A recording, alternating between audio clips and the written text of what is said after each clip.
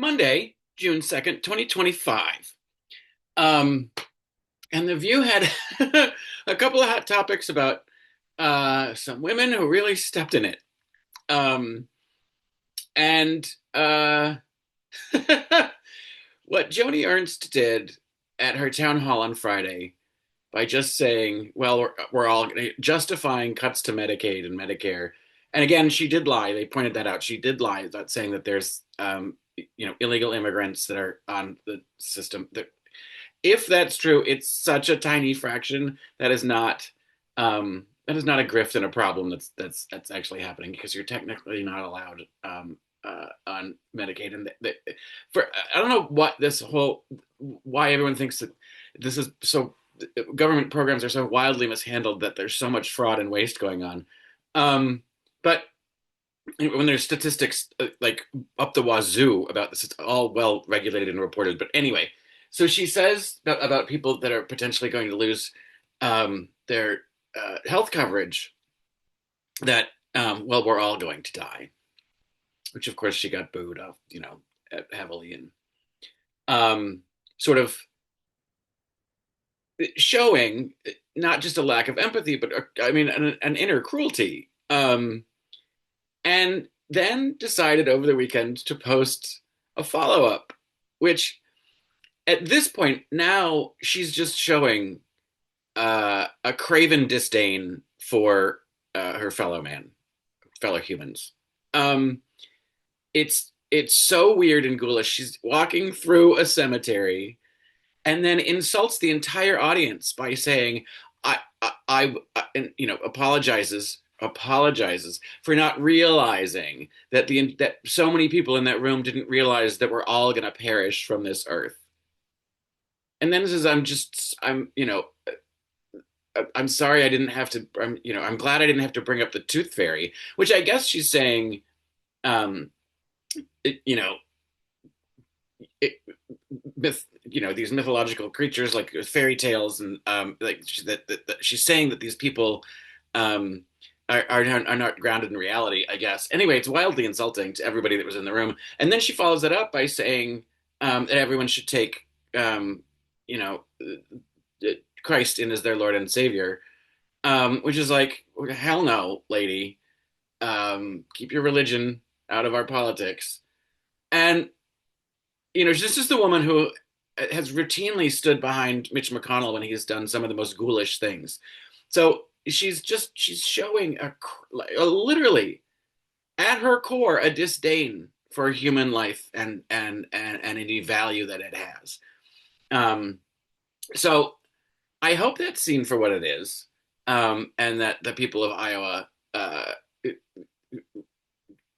lambast her for this and end her political career because um, I mean, it embodies the whole Republican ideal, and I kind of love the fact that they've let go, and now they're just saying all the stuff that they never felt that they could out loud, and showing us really who they are. Um, and she's a terrible person. Like, I just don't know how you assess anything about her from that other than you must be an awful person and dumb. Like, that's dumb. Why would you double down on that kind of statement in a way that's so condescending and kind of crude? Um, like, get out, lady. You done. I hope, at least. How like somebody needs to like campaign hard in that state against her. Um, and then the other lady who stepped in it, Patti LuPone. Oh God, it's always funny when it's someone that clearly Whoopi likes and she doesn't want to have to criticize, because she just kind of shuts up. And obviously, there was more copy on that teleprompter that she just wasn't going to read, because she skipped a bunch and she just literally said, "Keep scrolling," so that she didn't have to say, I think, all the things that Patti had said. And she's so Patti complained about the musical that was in the theater next door to her for a different show, Hell's Kitchen, being too loud.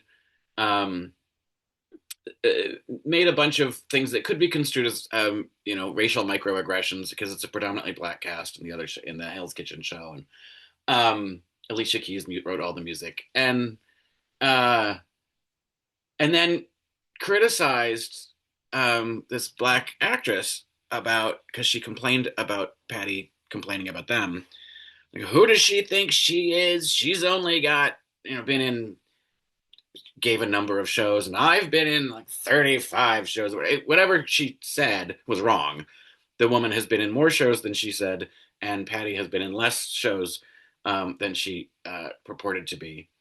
And then went on this whole thing about Audra McDonald, and when she was asked what she thought of the performance in Gypsy, she just sat quiet for, I guess it was like 45 seconds, and looking out the window and said, "Isn't it a lovely day?"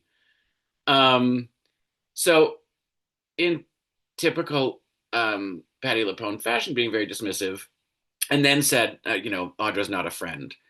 Um, and so Audra was interviewed in the Sunday morning shows, and she's like, "I don't know what Patty's talking about. I haven't seen her in a long time because our lives are different. But if there's a rift, you'd have to ask Patti what it's about because I don't know." Which is That's the way you handle it. Take the high road, lady. And by the way, Patti LuPone, Audra has more Tonys than you.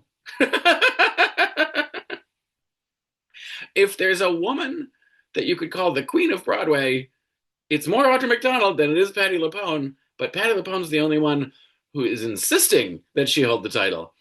Um, so this is the kind of thing where it's like it's kind of delicious to me because Patty's always been a bitch and a bully and demanding and a diva, and the gays eat all this stuff up, and I just see it as abhorrent behavior. Like, be a human being.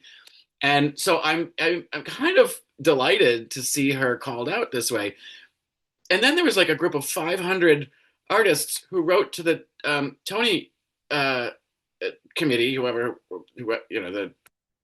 running the Tony Awards, and asked that her invitation to the awards this Sunday be revoked. Sorry, I spit because it's like that. It kind of tells you when something that big happens. It's not necessarily about this one instance. It's like, yes, we finally have a reason to stand up against this tyrant, um, and I kind of, I'm not mad that the community's turning on her a bit, because she like has taken this place and she's just decided she's Patti LuPone, and I don't like people who want to throw their ego around in that way. I'm happy for you. Have the biggest ego that you want. A healthy ego is good for you, but um, not when you use it to like lord over others. That's being a bully. Um, so anyway, and I bring this up because this is a rare instance where I'm going to agree with Sarah Haynes that when Patti LuPone's apology said, "I've spent so many years on Broadway, always speaking my mind and never apologizing," and I don't think that's a flex. I'm going to agree with Sarah. I don't think that's something that you should be proud of or brag about because having the ability to apologize is part of being a human being. Like you're not always going to be right, and what that statement says is that she thinks for her entire career she has always been right, and uh, that's an obvious lack of humility. And who wants to work with a person like that? Anyway, so uh, this is much less of a rant. I'm a little more cheerful today on a Monday, but that's because we don't have to talk about the taco. Stop.